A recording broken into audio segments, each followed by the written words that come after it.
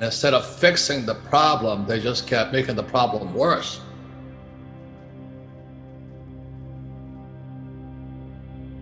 I hope I'm wrong. We're going to go bankrupt. There'll probably be a new conference like the Louvre Accord or the Smithsonian Accord, and they're going to rewrite the rules of the game again.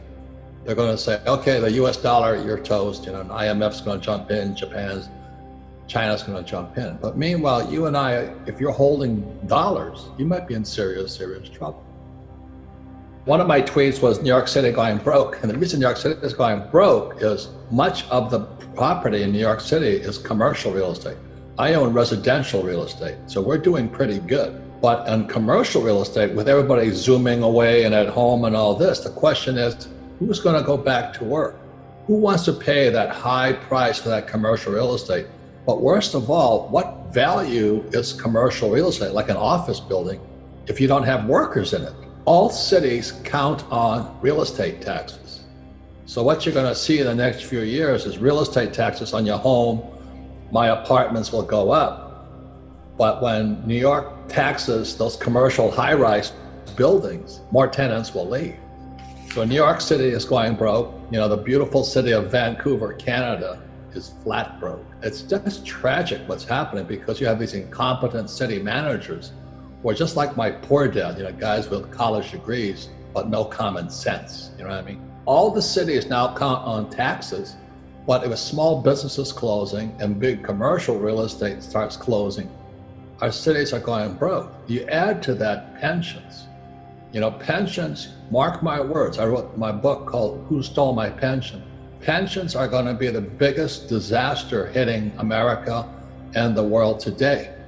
Because every day, 10,000 baby boomers in America retire. Across the world, there's 2 billion old guys like me who have no money. And who's going to bail them out? And no Republican or Democrat is going to say, we're not going to pay the old guys money. So that means the old guys, they're going to say, you got to bail us out. And so naturally, they're going to print more money and pay the old guys just so they get reelected. So it's real estate taxes, it's small businesses going broke, it's income taxes going down, and pensions going down. So the Fed has to print more money.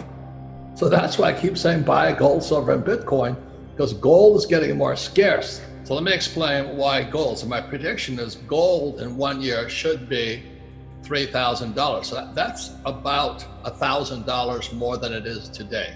So in a year, it should be up another 1,000. Some people say 2,500 is optimistic. But I'd rather have the price of gold going up than your money going down.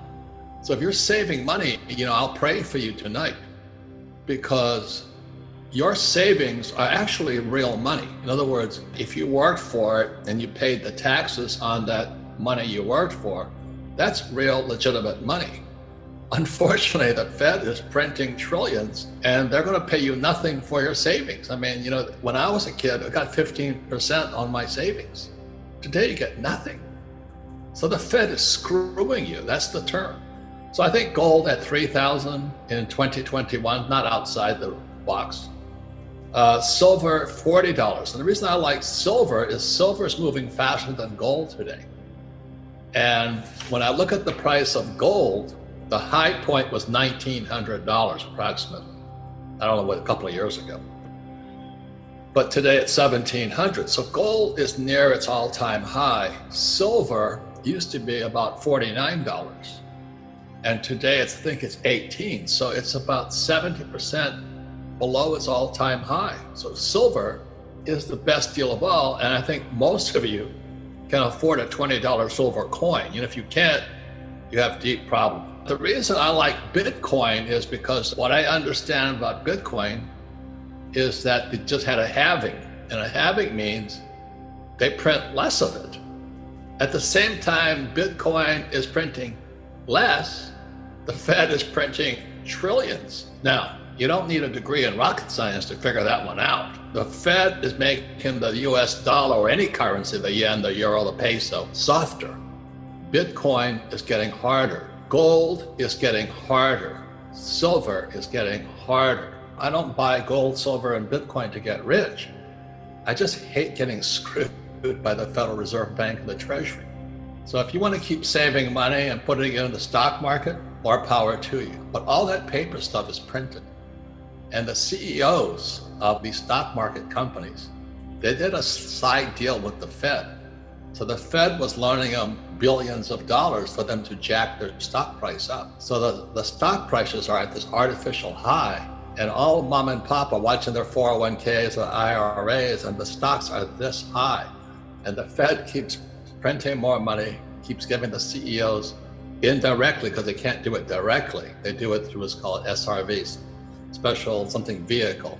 And they give the CEOs the money and they pop the stock market up. That's why we're in serious trouble. That's my opinion. I hope I'm wrong. But I would rather, at this time in world history, May 2020, I'd rather have gold, silver, and Bitcoin. Thank you.